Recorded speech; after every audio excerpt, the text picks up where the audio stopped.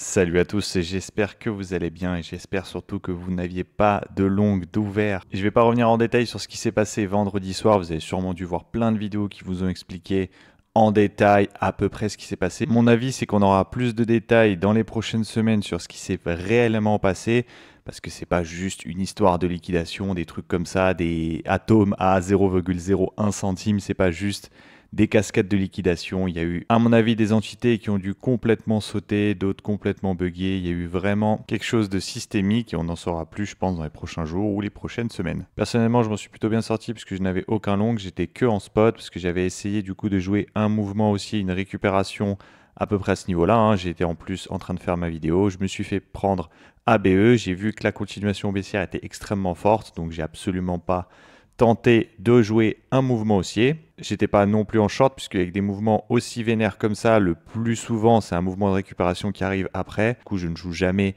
les cracks, je joue très peu des shorts. Je joue des shorts en général quand on est déjà haut et que je vois qu'il y a une distribution.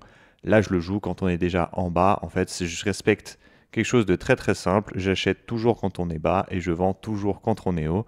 C'est vraiment un des trucs le plus stupide, mais c'est sur ma feuille de route de trading, c'est les deux premières lignes que j'ai et c'est celles qui, je pense, m'ont évité de perdre le plus d'argent. Donc bref, plutôt que de parler de ce qui s'est passé vendredi, on va voir ce qui s'est passé jusqu'à aujourd'hui et ce qui peut se passer potentiellement dans les prochains jours. Je trouve que c'est plus intéressant de voir cela que de reparler de ce qui s'est passé vendredi. Alors, d'un point de vue weekly, on est toujours bullish puisque si jamais on prend la chart comme ça, vous voyez que on n'est pas venu break entièrement ce niveau-là. Si jamais on avait break totalement ce niveau-là et qu'on avait clôturé en dessous, là, on pourrait commencer à se poser des questions. Et encore, on pourrait se poser des questions en daily, puisque en daily, on aurait break ce niveau-là, mais en weekly, on n'aurait toujours pas break ce niveau-là. Mais là, encore mieux, puisque du coup, on a fait qu'une mèche sur BTC. On est venu prendre toutes les liquidités en dessous. On est venu dans cet order block juste ici. Toujours intéressant de voir que même dans des mouvements de panique aussi violents, celui-là était vraiment très très violent. On revient toujours sur des demands. Alors, le truc, c'est qu'on ne sait jamais sur quelle demand il revient, hein. Il aurait très bien pu revenir sur celle-là en faisant une liquidation de ce lot juste ici, reprendre de la liquidité et repartir. Donc on peut dire qu'en weekly, on est toujours bullish. En daily, on est toujours bullish puisqu'on est revenu juste du coup dans cette demand et qu'on a fait une mèche. On a déjà récupéré les 50%. On va voir ce qui se passe du coup en une heure. On est en train de revenir dans cette dernière supply avant toute cette grosse vente juste ici, hein. Donc c'est un niveau où on revient, où on referme des ordres. Là, on est en train de gérer toute la merde qui s'est passée vendredi soir. Pour l'instant, on est bullish, hein. On a cassé ce niveau-là, donc au-dessus de la tiers. Donc on casse le niveau de la tiers, on revient pile dans l'ordre bloc initial de tout ce mouvement baissier. On est sur une belle construction haussière, il y a moyen, on est juste venu du coup en interne, donc en 15 minutes, on pourrait voir, je vais pas descendre, mais qu'il y a une distribution, une accumulation, pardon, ici, on revient dans cette grosse zone juste ici, on repart. Il y a moyen qu'on vienne chercher un peu plus bas, puisque là, du coup, c'est un mouvement en 15 minutes. Le mouvement en une heure, ça serait la liquidation de ces niveaux. On revient dans une supply, donc soit on revient dans celle-là pour faire une continuation haussière, soit on revient sur la demand initiale de ce mouvement, mais pour moi, on va continuer à faire un mouvement de hausse. Pourquoi? Parce que même si on veut descendre, il y a sûrement énormément d'ordres qui n'ont pas pu être refermés dans ce gros bloc institutionnel. Donc on va en revenir. Si jamais je me mets en daily, hop, tac, ouais, ça correspondait à ça. Je crois que c'était ça, ouais. Ça correspond du coup à tout cet endroit. Il y a énormément d'imbalance à venir refermer. Donc pour moi, on va continuer à aller jusqu'ici. Ici, on regardera. Jamais il y a un mouvement de distribution qui se met en place long. Bon, on va aller continuer à la baisse.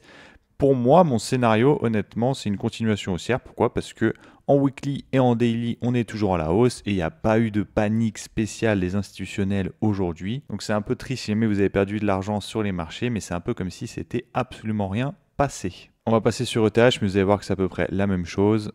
Un des graphiques, hop, BTC, ETH, hop, on va se mettre du coup en weekly. En weekly, exactement pareil que sur BTC, on est toujours sur un mouvement haussier. En daily, le momentum c'est pareil, il est un peu moins violent que BTC, puisque sur BTC en daily on a vraiment méché, on est vraiment reparti directement dans cette zone, alors que sur ETH on voit bien qu'il y a eu un petit arrêt en dessous, donc on a retravaillé ces niveaux, donc C'est un peu moins bullish que sur BTC, mais on est dans une configuration bullish. On peut même le voir si on descend en 1 heure. Hein, regardez l'order bloc initial de ce mouvement baissier. On est revenu pile dedans. Je pense que les market makers se sont vite empressés de revenir refermer tout leur ordre qu'ils avaient juste ici. Si on descend en 15 minutes, on peut même voir, à mon avis, qu'ils sont revenus, hop, refermer des ordres qu'ils avaient, parce qu'ils ont push le marché ici. Du coup, ils avaient des ordres à refermer, ils ont refermé, une fois qu'ils avaient tout fait, ils ont pu faire baisser le marché. Et du coup, en revenant ici, refermer les ordres qu'ils avaient, ils en avaient encore en négatif. Et qu'est-ce qu'on fait là? Hop, on fait une manipulation. Vous voyez bien comment le marché est bien horizontal avec, hop, pardon, tac, lutter juste ici, lutade, et après, on revient refermer les ordres dans cet ordre bloc, puis après, on commence à descendre. Je vois bien du coup une continuation baissière court terme hein, pour aller revenir refermer tout cet imbalance juste ici. Si jamais on se remet en daily, je crois qu'il y avait une zone. Hop, voilà, il y aurait pourquoi pas un retour dans ce niveau juste ici pour aller après retater un petit peu des sommets. Mais à court terme, je pense que quand même on a vécu un beau checkout. BTC pourrait s'en sortir beaucoup mieux puisque c'est BTC, c'est le roi, mais ETH pourrait peut-être avoir un peu plus de difficultés à repartir. Ce qui est intéressant, je trouve, c'est les altcoins, hein, notamment Tao qui était extrêmement bullish avant la baisse et qui est reparti au-dessus des sommets qu'il avait eu avant cette baisse, donc vraiment très très bullish. Là, hop, une réaction dans cet ordre bloc juste ici, donc il y a une réaction, c'est tout à fait normal. Je aim toujours les 500, on va y arriver quand même assez vite si on continue de pousser dans cet ordre-là. Tac, les 500 juste ici, toujours ce niveau de liquidité. Ça va être le premier niveau, selon moi, où on va prendre pas mal de profits. Enfin, où on risque, pardon, d'avoir beaucoup de prise de profit, donc sûrement un mouvement à la baisse. De toute façon, on le verra bien. Si jamais c'est le cas, on ira, hop, on fera un UTAD et on partira. Et si jamais il veut aller plus haut, c'est avant qu'on viendra. Comme ça, il y aura beaucoup de personnes qui vont commencer à short les 500 en mode signe résistance. Et on va venir faire un fake et repartir vers de plus haut et pourquoi pas aller chercher directement cette zone des 588. Une bonne zone pour moi où je vais commencer à prendre des profits puisque la zone 500 est un peu trop bius.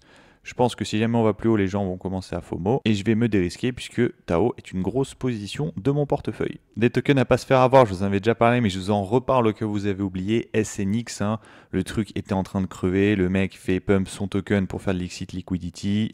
Là regardez où est-ce qu'on arrive, on arrive sur des niveau qui pue de fou, c'est niveau juste ici. À chaque fois, il fait pump son bag. Ici, il est revenu pile dans cet order block pour revendre. Ici, il est revenu pile sur cet order block pour revendre. En fait, il fait que ça.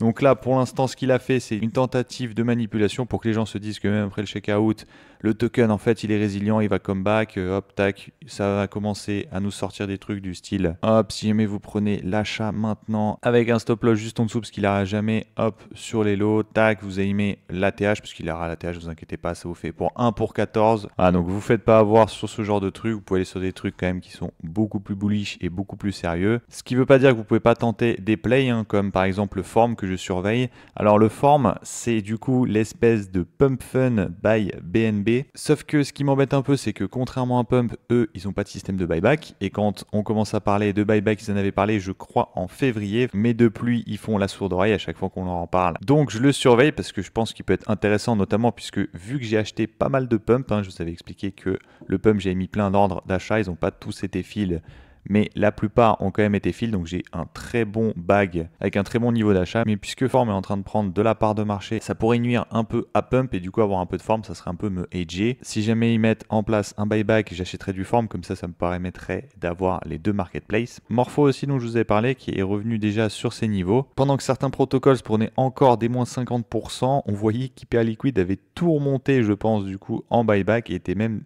un moment en positif, mais c'était très impressionnant à voir. J'attendais à ce qu'il revienne un peu plus. Bon, de là à dire que il n'est pas du tout fort, rien à voir, hein, il est presque revenu sur ses niveaux. RSR, bonne surprise, je m'attendais vraiment pas à ce qu'il revienne aussi haut, puisque je l'avais vu dévisser bien avant, il était tombé sous ses lots juste ici. Ça va être super intéressant de voir ce qui se passe dans les prochains jours, puisque ça va déterminer si le marché est haussier ou baissier. Pour l'instant, je trouve relativement haussier. Après, bien évidemment, en lower time frame, on verra ce qui se passe.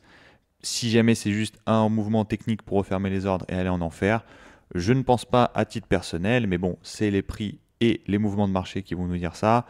Je vous referai une vidéo demain et mercredi à 18 h. Je vous rappelle que je vais faire mon premier live. Comme ça, je pourrai répondre à toutes vos questions sur ce qui s'est passé. Ça sera aussi un bon moment pour me demander ce que je pense de tel ou tel alt. Sur ce, j'espère que vous n'avez pas paniqué sell. J'en avais parlé vendredi. Il faut absolument pas vendre dans ce genre de moment. Il faut toujours attendre que la poussière retombe. Merci pour le temps que vous m'avez consacré. À la prochaine. Tchuss!